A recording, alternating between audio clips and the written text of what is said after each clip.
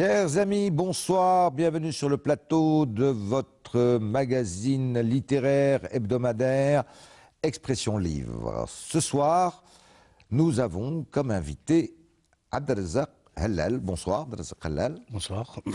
Alors, Abdelrazak Hallal, pour en tout cas les gens des médias, on n'a pas besoin de le présenter, parce que c'est un cinéaste fort connu, avec une production que je ne lirai pas, parce que ça, on mettrait toute l'émission, hein, aussi bien au niveau cinématographique que télévisuel. Et puis, il s'est adonné également à l'écriture. L'écriture de l'histoire, pour beaucoup. Hein. Et d'ailleurs, j'ai eu la chance de vous avoir sur le plateau pour Place de la Régence, aux éditions Alpha. Hein, vous vous intéressez énormément à l'histoire. Et puis, évidemment, le cinéma, ça, c'est plus qu'une passion, c'est votre métier et une passion. Alors, aujourd'hui, nous allons parler de votre dernier ouvrage, qui est un essai, Histoire du cinéma, le refus d'une mise en image, l'Algérien sur les écrans français, et c'est paru chez une toute nouvelle maison d'édition que nous saluons, hein, et on leur souhaite vraiment plus que bon vent, c'est les éditions Rafar. Alors tout de suite, d'entrée de jeu, parce que je peux me permettre de vous dire non, non, non, je refuse ce titre. Pourquoi? Je vais vous dire pourquoi. Parce que je trouve qu'il est réducteur par rapport au contenu. Ce n'est pas seulement Histoire du cinéma, le refus d'une mise en image, puisque vous parlez également du refus d'une mise en écriture. Oui. Vrai? Oui. Et c'est pratiquement aussi la moitié de votre essai. Oui. Hein? Pourquoi vous avez voulu réduire le titre à uniquement la question soit cinématographique, soit documentaire, etc. Et vous n'avez pas mis dans le titre la question de l'écriture? En fait, bon, le prétexte, ce sont les images. Le premier prétexte, ce sont les représentations. Oui. Puisque je rappelle les premières représentations. Mais quand on dit représentation, il y a, comme on dit dans la comédie, il y a le sous-texte. D'accord. Le sous-texte, c'est la littérature. Avant, ce n'était pas la littérature, c'était tous les écrits des soldats, des officiers, des responsables, entre guillemets, politiques qui accompagnaient les militaires. Mais après, quand j'ai abordé la question de la représentation de l'Algérien sur l'écran dans le cinéma français, je me suis aperçu qu'il y a aussi un oubli dans l'écriture. Alors je l'ai rajouté. Mais ça, c'est pour notre bonheur. Hein. Oui, oui. C'est pas un reproche, ça. Oui, mais j'ai en fait adopté une attitude de cinéaste. Il y a le premier plan et il y a ce qui est suggéré, peut-être au départ dans le hors-champ, mais il va suivre. D'accord. Il va suivre. C'était pas un défi, mais c'était par passion. Quand j'ai commencé à enquêter pour parler de cette histoire, fatalement, on lit des journaux, on lit des quotidiens, on lit des hebdomadaires. Par exemple, quand j'ai feuilleté Paris Match, je me suis dit, tiens, Paris Match, avec son célèbre slogan « Le poids des photos, le choc des mots », comment a-t-il représenté cette Vous guerre? en parlez dans votre ouvrage? Oui, oui, j'en parle. Avec précision. Avec précision. J'ai pris une année et je me suis dit, tiens, pendant une année... Combien il y a eu d'articles? Combien il y a eu d'articles? Ben, il y a une dizaine d'articles et il y a une dizaine de photos. C'est tout. C'est tout. Et encore, maintenant, il faut analyser les photos. C'était les photos de quoi? C'était l'attaque, donc, au début 58 à Skikda. À l'époque, on disait Philippeville. Qu'est-ce qu'on a représenté? On a représenté la mort, la tristesse du côté français et la haine de ces Français vis-à-vis des Algériens et la sauvagerie donc des Moudjahidines. Je dis donc, quelque part, l'écrit rejoint l'image et l'inverse est vrai. Après, je me suis dit, tiens, mais il y a eu Camus. Qu'a-t-il fait? Qu'a-t-il fait? Il faut expliquer. Après, il y avait Robles. Après, il y a. Et je me suis amusé. En fait, je dirais que le véritable titre de votre ouvrage, hein, c'est le refus d'une mise en image, que ce soit dans l'écrit ou dans... C'est-à-dire le désir de la négation de la représentation de l'autre. L'autre étant l'Algérien, l'indigène, comme on disait à l'époque. Et puis, dans ma tête, je me dis, peut-être qu'Abdelrazak Hellal, en titrant Histoire du cinéma, va nous donner le bonheur de Histoire du cinéma 1, première partie, avec cette première partie, le refus du cinéma. Peut-être on aura Histoire du cinéma 2, parce que vous en parlez évidemment, c'est-à-dire le cinéma post-indépendance. Peut-être on aura Histoire du cinéma 3, le cinéma algérien du 21e siècle. Peut-être, je me suis dit, peut-être que c'était aussi ça, cette idée qui a germé dans sa tête. Oui, ce sont des pistes. Ce travail peut annoncer d'autres créations, d'autres investigations. D'accord. Mais encore faut-il il faut que le cinéma algérien existe encore. Ah oui, il faut que vous ayez matière. Il faut bien sûr. D'ailleurs, c'est un peu la conclusion de votre ouvrage. Vous dites, bon, je veux bien en parler, mais il faut encore que j'ai quelque chose sur lequel je dois m'appuyer. Alors, vous remontez très loin, hein, c'est-à-dire, je dirais qu'il y a 3 parties. On va pas parler uniquement d'abord sur la question cinématographique, que ce soit documentaire ou autre, ou court-métrage, ou film de fiction. Alors, vous montez très loin. Première partie, c'est pendant la colonisation. Si je peux dire, pendant la colonisation, c'est le bled de Jean Renoir ou Pépé le Moko, en gros. Vous dites, voilà, comment était représenté...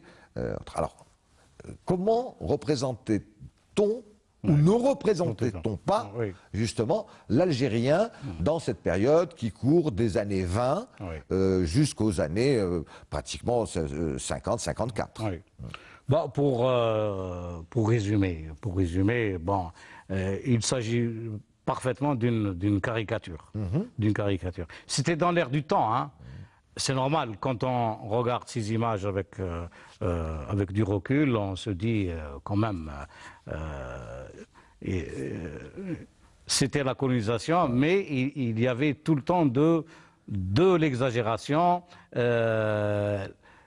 Mais ce qui m'intriguait, moi, je voulais savoir, est-ce que c'était concerté, donc prémédité, ou bien parce que c'était dans l'air du temps, bon, on oublie l'Algérien. Mais quand vous commencez entre guillemets, à fouiner, à chercher les véritables causes, donc à enquêter, c'était prémédité. C'était prémédité. Pourquoi? Parce que avant les cinéastes, il y avait les peintres. Il ne faut pas l'oublier. Tout à fait. Et après les peintres, il y a eu les photographes. Et après les photographes sont venus les cinéastes. Comme la vie artistique est basée sur un échange interminable, et la vie artistique aussi est basée sur, j'allais dire, des emprunts multiples. Des échanges entre... Alors, quand vous regardez l'histoire, juste en 1830, qu'est-ce qu'il y avait? Il y avait des soldats. C'était la Grande Armée, on appelait ça la Grande Armée. Il y avait 37 000 hommes qui ont débarqué à Sidi Firouche. Mais avec ces soldats, il y avait des dessinateurs. Tout à fait. Qui remplaçaient les caméras d'aujourd'hui. En fait, ils ont refait ce que Napoléon Bonaparte avait fait en Égypte. Absolument. Sauf que Napoléon était plus futé. Il avait des savants, il avait des chercheurs, il avait ce côté civilisationnel, entre guillemets, dans sa besace. Et encore un peu républicain. Un peu républicain, Jacobin. Oui. Mais là qu'est-ce qu'on fait? On est venu, il y a une terre, il faut la prendre, en utilisant pratiquement tous les moyens, et parmi ces moyens, ces moyens un peu moins importants en surface, mais qui deviennent importants plus tard. Pourquoi? Parce que ce sont des traces. qui témoignent à propos de cette histoire. Donc, dans mon bouquin, qu'est-ce que j'ai fait? J'ai raconté l'histoire de 3 chevalets. Le premier chevalet, c'est la peinture. Le deuxième chevalet, entre guillemets, c'est le pied de la caméra. C'est toujours un trépied. Tout à fait. Une caméra, toujours un pied à 3, plus le trépied de la caméra. Et on les plantait sur la même terre, dans le même sable, et avec la même exposition sous le même soleil. Et avec le même acteur, entre guillemets, qui est exclu. Maintenant, dans toute cette littérature, toute cette cinématographie, il y a des films qui émergent. Pourquoi? Parce que c'est fait par des gens talentueux et qui ont été commercialisés. Quand vous regardez le Bled, c'est un film muet, avec des cartons comme intertitre. J'ai mis 5 ans pour le voir. 5 années. 5 années pour le voir, parce que la copie n'était pas bonne. Il fallait attendre sa restauration. Et par bonheur, à Chaillot, j'ai pu la voir. C'était l'époque où Jean Renoir avait fait ce fameux film qui est resté pendant très longtemps dans un état tout à fait lamentable, qui s'appelle Le Fleuve. Qui était aussi un film muet, qui était une pure merveille. Mais Le Fleuve, c'est aussi l'idée de voir un autre exotisme. Dans une autre partie, du monde. Plutôt asiatique. Oui, mais Renoir, il ne faut pas oublier, quelques années plus tard, il fera la Marseillaise. Absolument, absolument, qui est un très beau film. Avec l'argent du Parti communiste. Tout à fait. En plus. Donc, bon, ça c'est l'histoire, c'est une trajectoire. Mais quand Renoir fait Le Bled en Algérie en 1930, il a 30 ans. C'est son premier long métrage commercial. Mais c'est un hymne à la gloire de la colonisation. Tout à fait. Et imaginez le débarquement à Sidi Ferruch avec des chaloupes. C'est pas une reconstitution, c'est un rappel. D'ailleurs, il y a une photo dans votre... Il y a une photo où il y en a... Du tournage. Oui, avec sa casquette, etc. Voilà. etc. Et dans ce film, donc, Le Bled, il y a un seul Algérien. C'est un domestique, très bien habillé, très poli, qui est censé parler un excellent français. C'est-à-dire quand le carton qui servait de sous-titre pour son intervention... oui, c'était dans un français impeccable. Un français impeccable, irréprochable. Mais le reste, c'est la populace, c'est l'autre. Oui, en fait, ce que vous dites dans le refus d'une mise en image, histoire du cinéma, c'est que 99, pratiquement, de tout ce qui a été produit comme film ou comme court-métrage, parlons pas des documentaires ou des films de propagande, c'est quelque chose d'autre, on y reviendra. C'est l'autre, c'est-à-dire l'Algérien, l'indigène, était exactement de la même valeur cinématographique au niveau de l'image que le palmier. Absolument. Ou si on voulait le hammam ou que c'est le chameau ou le désert, etc. C'est-à-dire il faisait partie du décorum. À la limite, s'il bougeait pas, on s'en fichait complètement. De toute façon, il ne rentrait pas dans le champ. Non. Il était derrière. Non. C'est un objet inanimé qui n'a pas d'histoire, qui n'a pas d'âme. Il est là pour le folklore, pour rappeler donc aux spectateurs occidentaux fatigués par les brumes du Nord que voilà, si vous prenez le bateau, vous pouvez voir du sable, du soleil, du palmier. Et déjà, l'image de la femme les intriguait. On commençait à représenter la femme mystérieuse, incompréhensible, inaccessible. Un peu odalisque aussi. Odalisque aussi. C'est-à-dire, c'est plutôt la femme dans le harem ou dans le hammam. Et quand vous voyez Pépé le Moko, la femme, le rôle de la femme algérienne donc, à l'intérieur de la Kasbah, elle s'appelle Aïcha Al-Aslaoui, mais Aïcha Al-Aslaoui est incarnée par une comédienne qui habite Marseille. C'est ça. Donc, même pas... Mais de toute façon, dans Pépé le Moko, il y a eu très peu de prise de vue à Alger même, parce que c'est un décor de carton-pâte, la Casbah. Oui, les intérieurs ont été reconstruits en studio. C'est juste l'arrivée de Gabin au port d'Alger. C'est les plans généraux du haut de la Casbah et le port d'Alger. La petite maison, etc., est totalement reconstituée. Oui, mais là dans Pépé le Moko, Duvivier a été plus malin.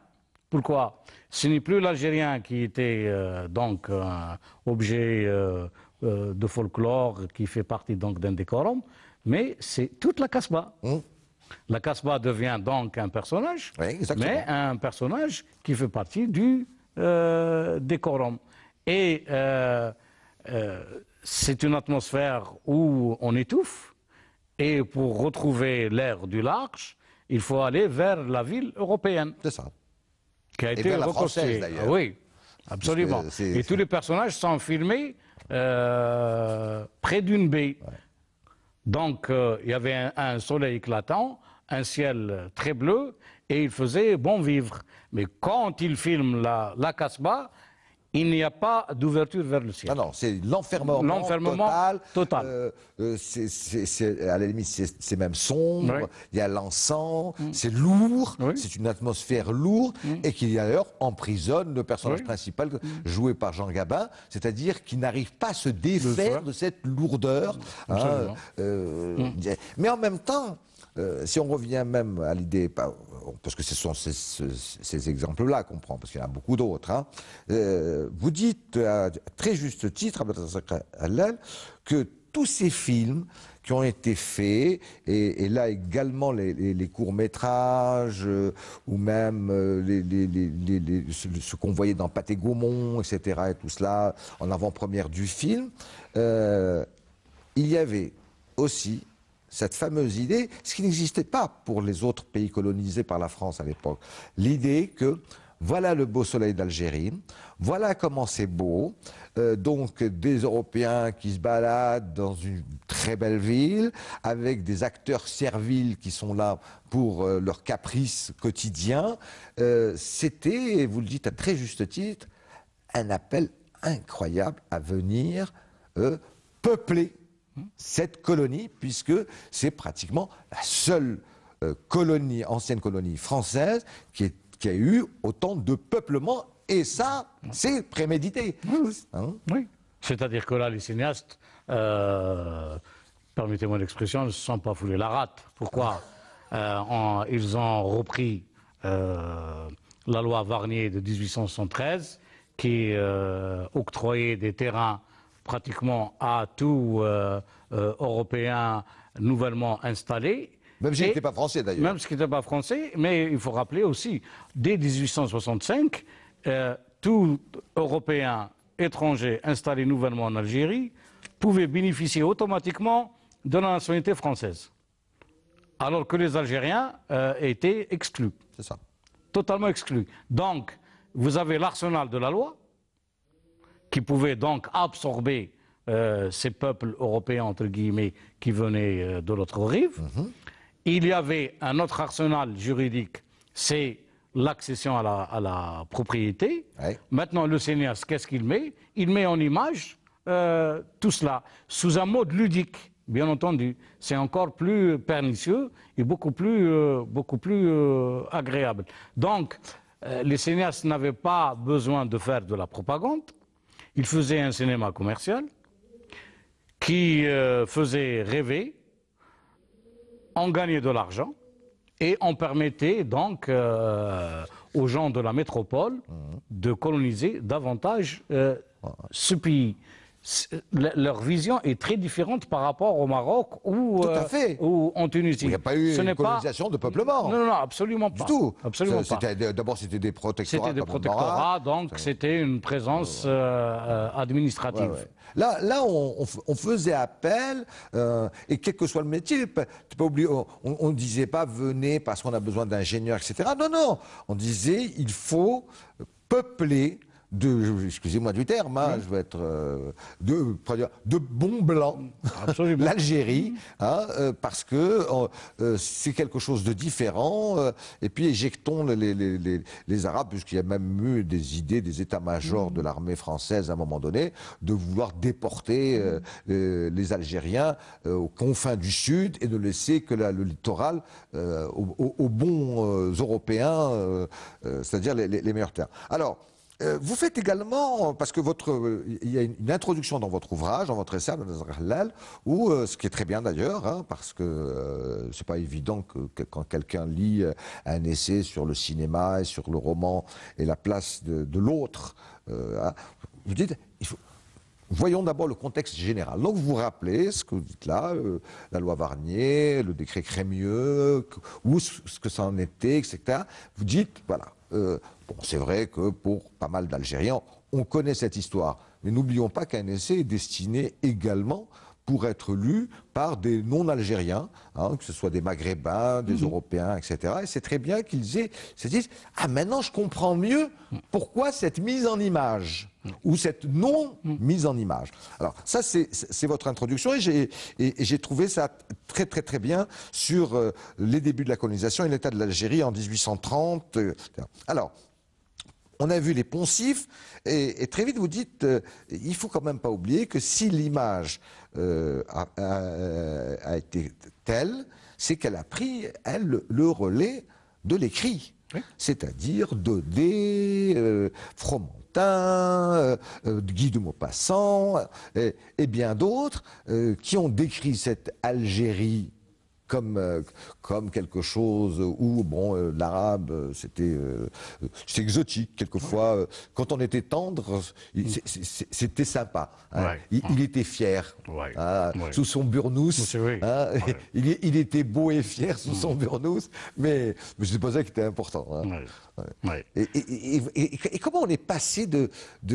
Est-ce que vous pensez que les cinéastes français, Duvivier, Renoir et tant d'autres qui ont tourné soit sur l'Algérie, soit en Algérie, parce que vous faites la différence, hein, est-ce que vous pensez qu'ils étaient très très imprégnés par cette littérature entre guillemets orientalisante, et y compris par la peinture dite orientaliste? Certainement. Certainement. Hein. Certainement. Certainement. Bon, il ne faut pas oublier que ce qu'a écrit Pierre Benoît, par exemple, l'Atlantide. Hein, l'Atlantide, ça faisait rêver. Ils se sont dit, voilà, un pays où il y a du soleil et qui n'est pas tellement loin de Marseille. C'est une porte de l'Orient. Pourquoi aller si loin? Alors que l'Orient commence ici. Donc, ils ont repris un petit peu les slogans des grands peintres, qui ont été repris donc par certains auteurs. Il ne faut pas oublier que cette littérature avait beaucoup de succès. Alors, on y a plongé en adaptant donc toute cette littérature.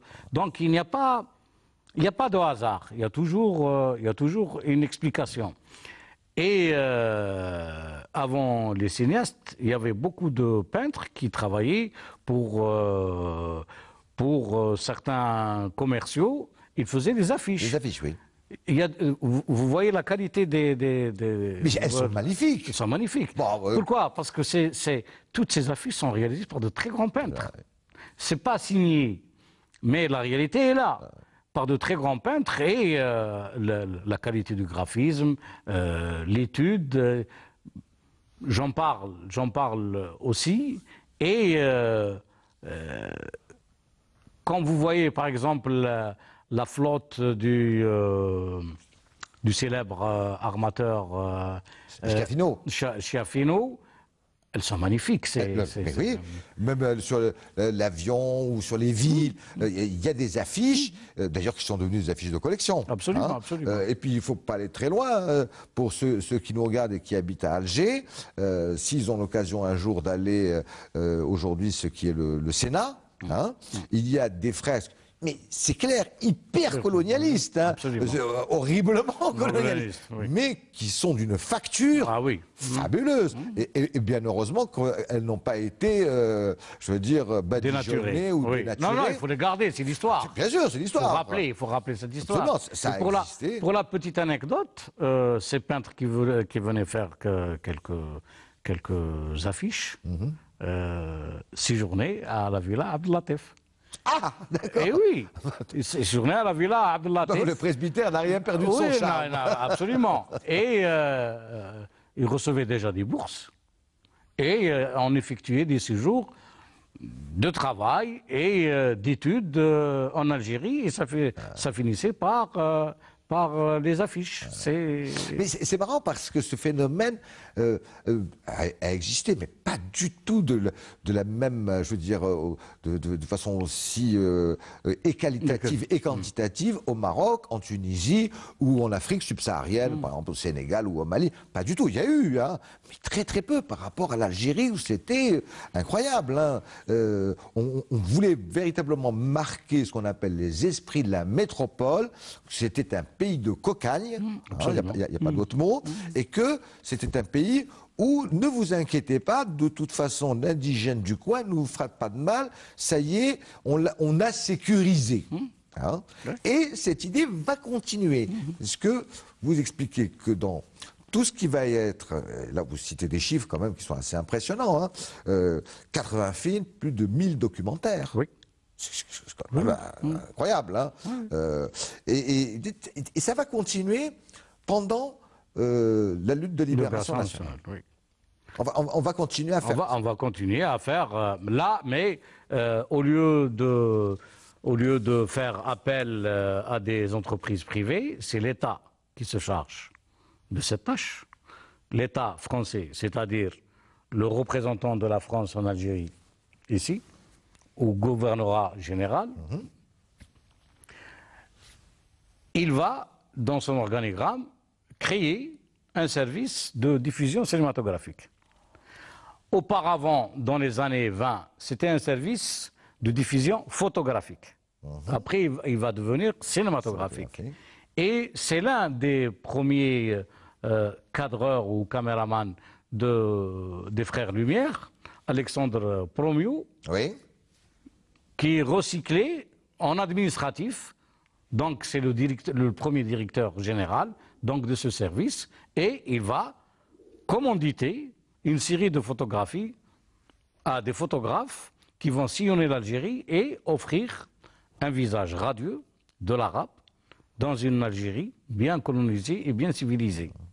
Et ces photos feront l'objet de collections et d'expositions qui feront des tournées en Algérie et ailleurs. Plus tard, après la Deuxième Guerre mondiale, donc, on va moderniser ce service. Donc, on va utiliser le cinéma. Et on fait appel, donc, à des maisons privées. L'État, donc, produit des séries de courts-métrages. Et là, vous avez le catalogue que j'ai consulté, c'est un catalogue de 500 pages. Incroyable. Et oui, chaque page contient le générique d'un film. C'est énorme. C'est énorme. C'est énorme, bien sûr. On faisait des films sur tout. La maladie du palmier, le faux palmier au square Bresson. On faisait l'avenir du cireur au port. On faisait le marchand de pois chiches. On faisait des petits artisans. Des petits artisans pour montrer toujours ce côté folklorique, mais pour dire que, quand même, l'État français donne la possibilité aux Arabes, entre guillemets, de vivre, donc il y a ici un artisan, de civiliser, etc. Voilà. Et à côté, il y a une flopée de films sur toutes les réussites commerciales dans tous les domaines. L'agriculture, l'industrie, le folklore, l'histoire, le chemin de fer, tout. Ouais. Je vous ai dit un catalogue de 500 pages. Alors, c'est quand même assez étonnant parce que par exemple, jamais l'État français n'a produit autant de documentaires, comme vous dites, ça allait de la maladie du palmier en passant par la vie du petit serreur, ou, le chemin de fer ou les mines de Wanza, etc. À ma connaissance, vous n'avez jamais eu autant ni d'images ni de films, par exemple, pour une région comme la Bourgogne en France.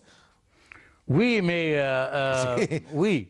Ça veut bien dire oui. qu'on voulait bien aller vers cette idée-là, c'est-à-dire qu'on sentait que quand même dans les années 1930, 1940, que bon, on s'acheminait vers l'idée d'une départementalisation, c'est-à-dire que comment gommer l'autre pour que ça devienne réellement faisant partie de la France. Hein.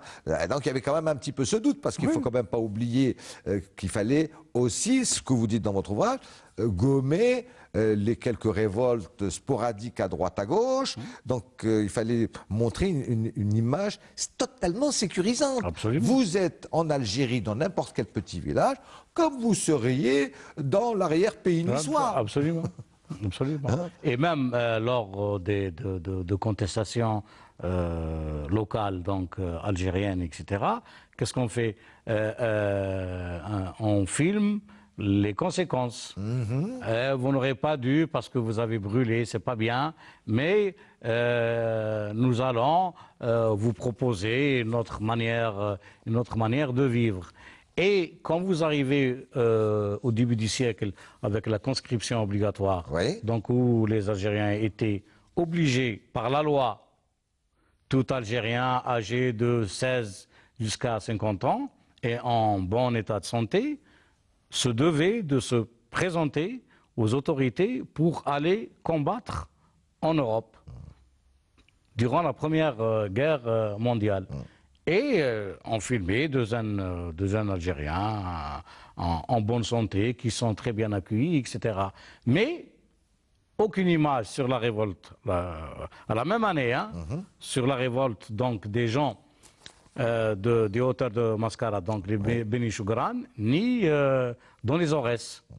Et pourtant, il y a eu des émeutes qui ont duré pendant des mois et des mois. Vous n'avez aucune image. Mais même si on avait fait des images, on les a soigneusement gardées secrètement. On ne peut pas les voir. On ne peut pas les voir parce que c'est une... C'est ce qu'on a appelé aussi la période des bandits d'honneur, des hors-la-loi aussi, qui désertaient. Et on salue le film de Tawfik Fares, qui s'appelle d'ailleurs Les hors-la-loi. Les hors-la-loi, hein, qui a été fait. Alors, malheureusement, comme le temps est court, on a un million de choses à dire. Et on va rester peut-être que sur le cinéma, parce que, alors que votre ouvrage, Abdelrazak Hallal, parle d'une très grande partie des écrits également, mais c'est un parallèle. Vous dites, en fin de compte, on arrive à peu près à la même conclusion. Hein, c'est la négation de l'autre. Il y a eu le cinéma français, les intellectuels français, pendant la libération nationale. Quand même, à l'époque, ça commence 54, disons même, y compris dans les années 50. Le cinéma français, un grand bouleversement, fini les Duvivier, les Jean Renoir, etc. C'est la nouvelle vague, Truffaut, Godard, Chabrol, Rosier, etc. René, bon, ceux-là qui était très porteur, il faut le dire, d'idées non seulement de gauche, mais pratiquement d'extrême gauche. Absolument. Donc, on aurait pu s'attendre à ce qu'il y ait... Ils ont fait des choses, c'est vrai, puisque Truffaut a signé les 121, l'appel des 121. Il y a eu des choses. Mais vous dites quand même, c'était drôlement timide, pour ne pas dire autre chose. Parce que là, vous tapez là-dessus, et vous avez raison, hein, moi Oui, bon, il faut dire que ça, c'est à l'honneur des intellectuels français. Bon, il ne faut pas présenter le peuple français comme une masse compacte. Non, il y a des tendances, etc., etc. Et s'agissant du cinéma, donc, avec l'arrivée du cahier du cinéma et donc de la nouvelle vague avec ces auteurs, non, ces jeunes auteurs n'avaient aucun lien avec l'histoire de la colonisation. Du tout. Donc, ils ont ramené un nouveau regard. Malheureusement, la censure de l'État était telle que on ne pouvait pas tout film qui traitait de l'Algérie ou des événements, entre guillemets, d'Algérie était soumis à la censure. Mais je constate que, bon, s'agissant de la force et de la place de l'intellectuel en France et de la tradition donc d'humanisme, etc. Oui, il y avait quelques timidités. Mais je trouve que c'est... Bon, vous êtes vraiment très honnête dans votre analyse. C'est ça qui m'a beaucoup plu dans votre ouvrage, Le refus d'une mise en image, Histoire du cinéma dans le Vous dites, non, ça je comprends très bien. Il y avait une très forte censure. Le Petit Soldat a été interdit, de Godard a été interdit pendant très longtemps. Il y en a même qui ont fait de la prison.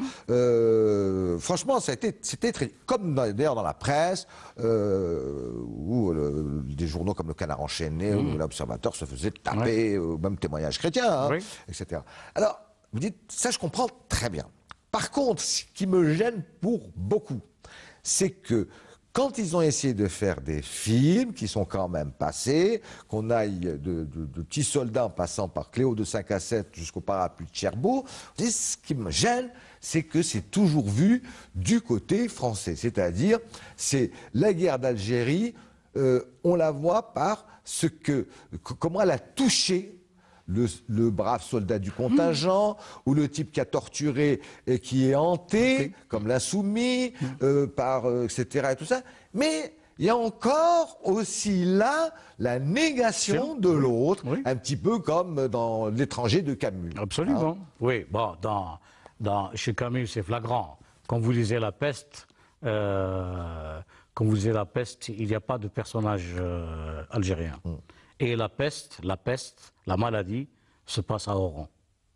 Quand vous lisez L'étranger, Meursault tue comme ça. Donc, il y a des questions à se poser. Donc, ces quelques rares cinéastes à qui il faut rendre hommage ont essayé de raconter l'histoire d'Algérie. On la raconte, encore une fois, d'un point de vue français. On n'a pas essayé de faire l'effort de comprendre l'autre. Mais ceci étant dit, il faut bien qu'on parle de notre cinéma. Absolument. Et de nos cinéastes. Oui. Bon, est-ce que nos cinéastes ont-ils filmé cette révolution comme il le fallait? Alors vous répondez non. Absolument pas. Vous dites à part quelques films qui ont franchement... Vous dites le reste, ça a été... Non, le reste que ça. On a glorifié C'était les héros positifs. Des héros positifs, dignes du cinéma soviétique, de Dziga Vertov, Eisenstein, Pudovkin, etc. C'est lamentable. C'est lamentable. Pourquoi? Parce que la révolution algérienne, il faut toujours le rappeler, est une révolution réellement populaire. Et c'est-à-dire qu'il fallait filmer la résistance populaire dans tous ses aspects. Quand vous prenez la femme dans tous les films consacrés à la lutte de libération nationale, la femme, c'est une bonne femme qui ne parle pas, qui fait la galette et qui fagote, qui prépare le café et elle s'éclipse. Non, je suis désolé. Elle n'a pas d'idéologie. Non, je suis désolé. Cette femme a longuement et grandement contribué. Quand vous voyez le héros, entre guillemets, il n'a jamais peur, ce qui est faux, il a peur, il a des sentiments, je suis désolé. Il ne pose pas de questions. Il ne pose pas de questions, il peut pleurer. Et pour l'anecdote, il y avait un film algérien qui s'appelait La Grotte, où un groupe donc, de maquisards était acculé par l'ennemi, et ce groupe de maquisards se réfugiait dans une grotte, et ça va mal se terminer. On a reproché à l'auteur et au réalisateur d'avoir filmé cet état d'esprit. Cet instant-là de détresse profonde, de peur. Non, oui, ce qui peut il est grand temps pour ce... Alors, exactement. Vous dites, bon, vous avez...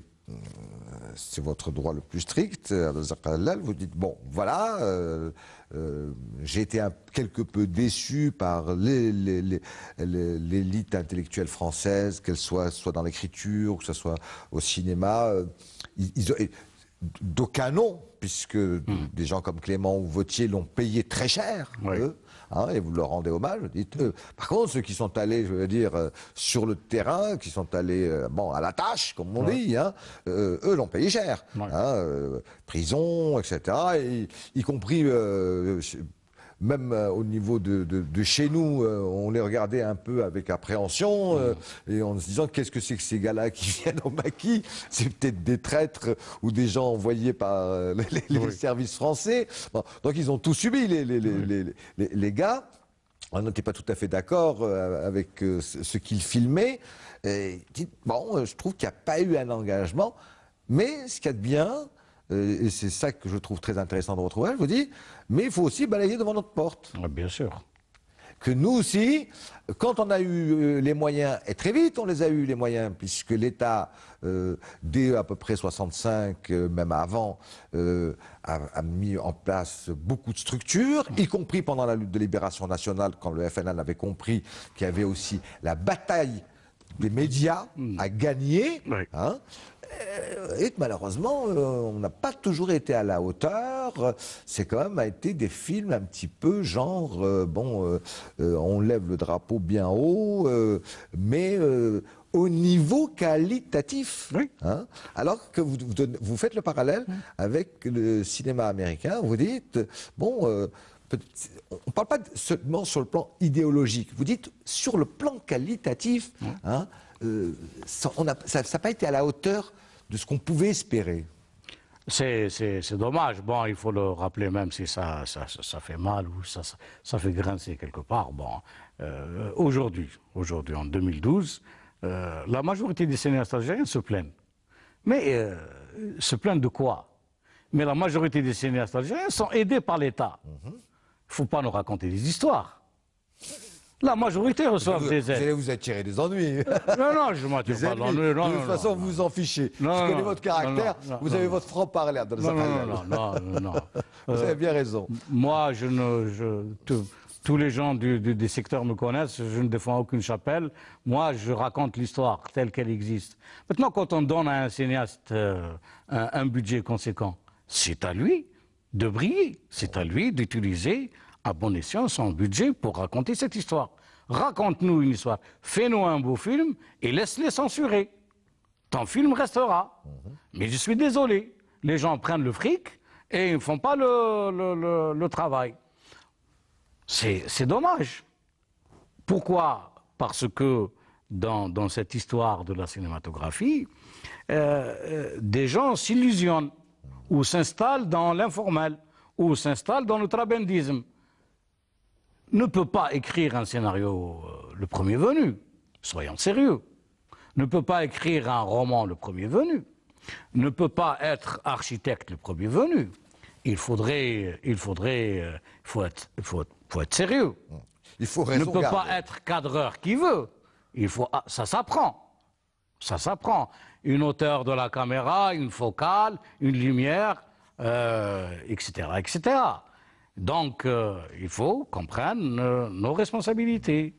C'est-à-dire que si quelqu'un présente un scénario, avant de le présenter, qu'il soit certain qu'il est crédible et qu'il demande du fric pour le faire.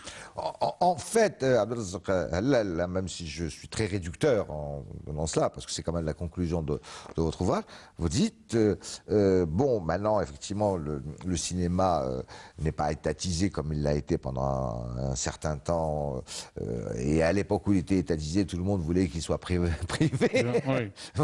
Paradoxe, hein. Oui. Votre conclusion, y compris au niveau de l'écriture, vous dites, écoutez, c'est quand même marrant parce qu'à un moment donné, il y avait vraiment tous les moyens possibles et imaginables, surtout quand on voulait écrire un scénar ou faire un film sur une période donnée de l'histoire de l'Algérie, de la lutte de libération nationale, etc. Dites, grosso modo, si je fais le bilan, je dirais qu'il y a à peu près, si je prends 100 films, c'est ce que vous dites en gros, il y en a à peine 5, 6 qui sortent du lot. Tout le reste, très franchement, on aurait pu s'en passer. C'est pratiquement plus des documentaires que des films totalement aboutis, et sur le plan technique, et sur le plan de l'écriture scénique. Alors vous dites, c'est quand même dommage. Alors que quand on voit d'autres cinémas ont pu sortir, même quand c'était des cinémas phagocytés, je parle de l'époque, par exemple, de l'Union soviétique, etc. Ouais.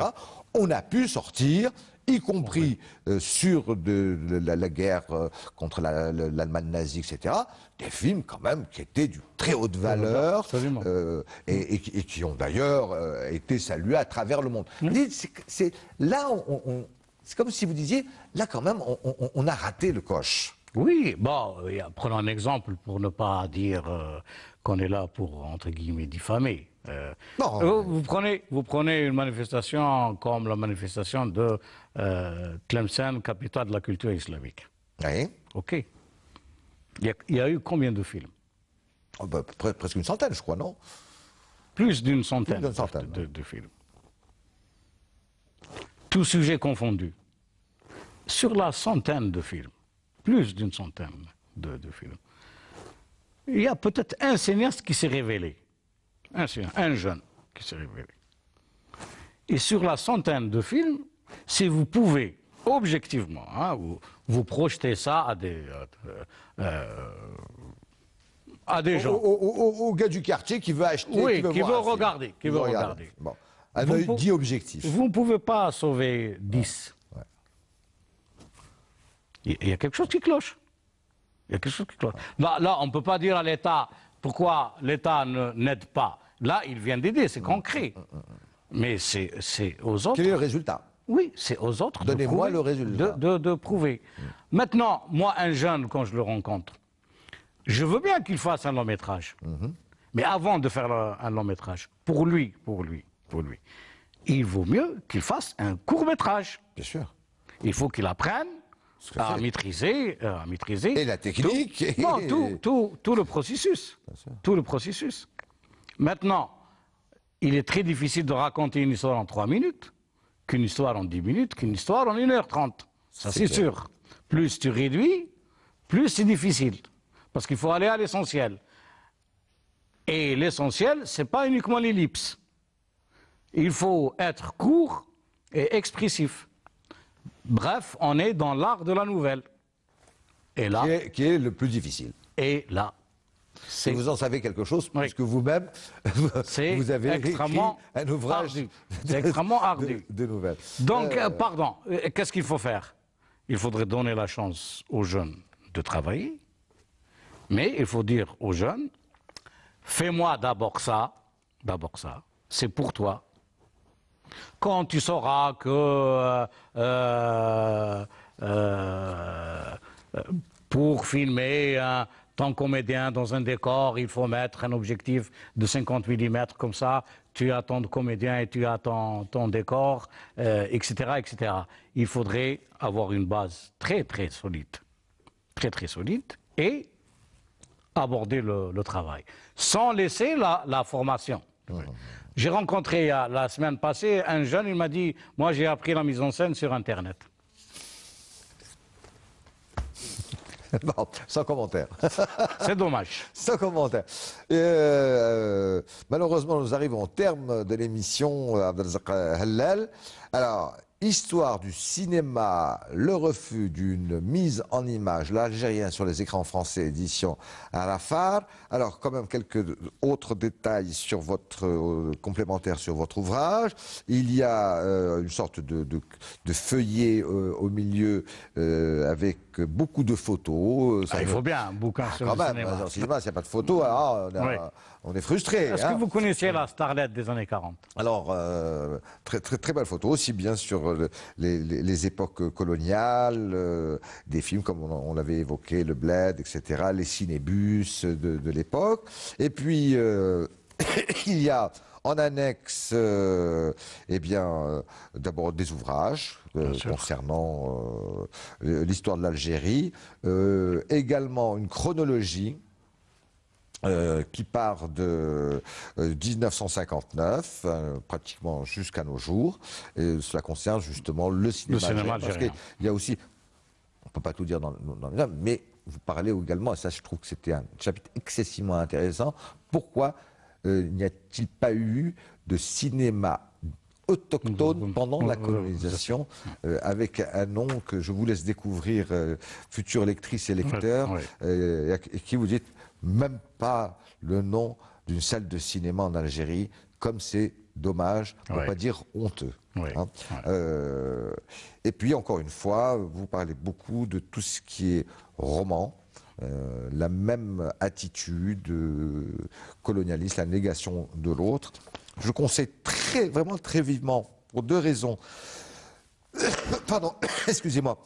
Changement de temps, je tousse. Le livre d'Abdelrazak Hellal, l'histoire du cinéma, le refus d'une mise en image, l'Algérien sur les écrans français, édition Rafar, parce que d'abord, je vous dis en toute franchise, il y a très peu de livres sur l'histoire du cinéma en Algérie. On le compte sur le bout des doigts depuis plus de 20 ans. C'est comme ça, c'est dramatique. Et secondo, parce que votre ouvrage est très riche, non seulement dans les conclusions que vous amenez, et vous ouvrez des voies, un questionnement que peut se poser le lecteur, ou même les gens du métier. Vous n'assénez pas comme ça la vérité. Et puis, j'avoue, chapeau pour le travail de collectage d'informations qui permet aux néophytes d'avoir une idée du cinéma qui était sur l'Algérie, aussi bien pendant l'époque coloniale, pendant la lutte de libération nationale, et puis après l'indépendance. Alors il faut continuer là, parce qu'il y a tellement peu d'ouvrages sur le cinéma algérien, que ce soit pendant l'époque coloniale ou après, qu'il nous en faut encore. Non, moi, je continue. Moi, je peux pas m'en passer. Je peux pas m'en passer. Je dois faire des images, je dois écrire. Ma fille me dit, tu es tout le temps pris. C'est bien, c'est bien. C'est bien, oui. Oui. Là, je suis en train de regarder des films. J'ai fait des découvertes. Ce sera un peu délicat. Pourquoi? Parce qu'il va s'agir de collaboration dans le cinéma. Mais, mais vous savez, il y a des films. Hein. Vous savez, il a fallu pratiquement 50 ans pour qu'il y ait des ouvrages en France sur le cinéma et les réalisateurs ou acteurs pendant la collaboration sous Vichy en France. Hein, parce que c'était un sujet, personne ne voulait trop y toucher. Hein. Ça va de Arletty à Sacha Guitry. Bon, enfin, pas peine d'aller dans les détails, mais c'est très intéressant. Voilà. Abdelrazak Hellal, histoire du cinéma, le refus d'une mise en image, l'Algérien sur les écrans français, édition Rafar. Et puis quand même à signaler que l'ouvrage est préfacé par... Djaoui, Djaoui quand même, Téléciné Club, rappelez-vous. Alors vraiment, merci encore. Je vous en prie, c'est moi qui vous remercie. Je vous donne rendez-vous à la semaine prochaine pour un nouveau numéro d'Expression Livre. Restez bien calés dans votre fauteuil ou sur votre divan pour regarder la suite du programme de votre chaîne préférée, Canal Algérie. Bonsoir à vous, bonsoir chez vous.